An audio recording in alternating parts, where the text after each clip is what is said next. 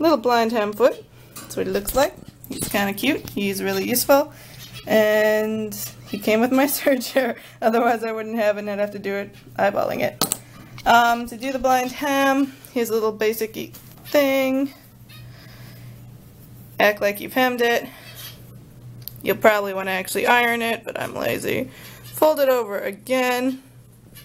And this side right here, that's going to be what ends up being serged, and then it just kind of hitches into this little spot right here, help hold it in place, and it'll end up folded in half like that.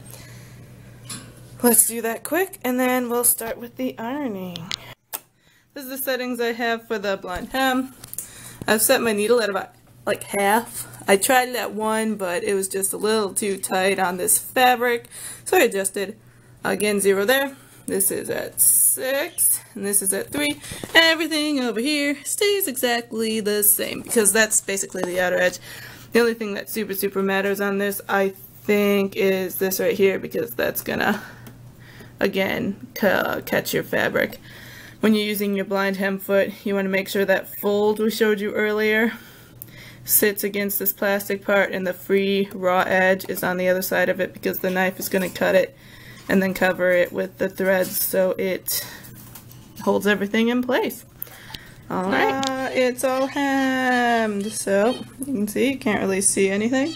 Oh my gosh, it's also black thread, which helps. And then it just kind of catches it right there, and it's all nice and clean. Now, I did miss a few spots. That's okay, because you can also do blind hems on the sewing machine.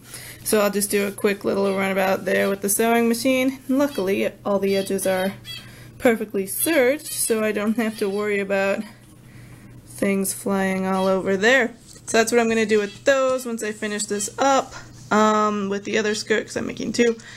And then I'll start ironing everything. Super important about pleating. Make sure you have a charcoal pencil or some chalk or something. Actually, I had a woman at Hobby Lobby talk to me. I was looking for chalk to mark up fabric, and she's like, you know, just go buy the white charcoal pencils. They're cheaper and they work the same way. So I have a couple of these. You want to make sure you mark off all your pleats, and after that you're going to pin them all together before you iron, because otherwise they're just going to become completely uneven. I usually mark them at the top, so I'll go, okay, it's going to be, I'll mark it there, wherever. And also mark it at the bottom so everything lines up through the whole skirt, otherwise you can end up with weird sized pleats. So I've got everything pinned, all my pleats. I'm trying to make sure that I line up the plaid specifically, because whenever you work with plaid you want to line it up, otherwise it looks a little bit messier and sloppy. That's something that's really important for any fabric that's got some sort of striped pattern or something. Got my iron going. Make sure you set it to whatever setting is suitable for your fabric. This is a wool, so I've got it set at wool. And before you sew any sort of pleat, one of the most important things to have is starch. This is starch. It just kind of keeps things nice and, what's the word I'm looking for?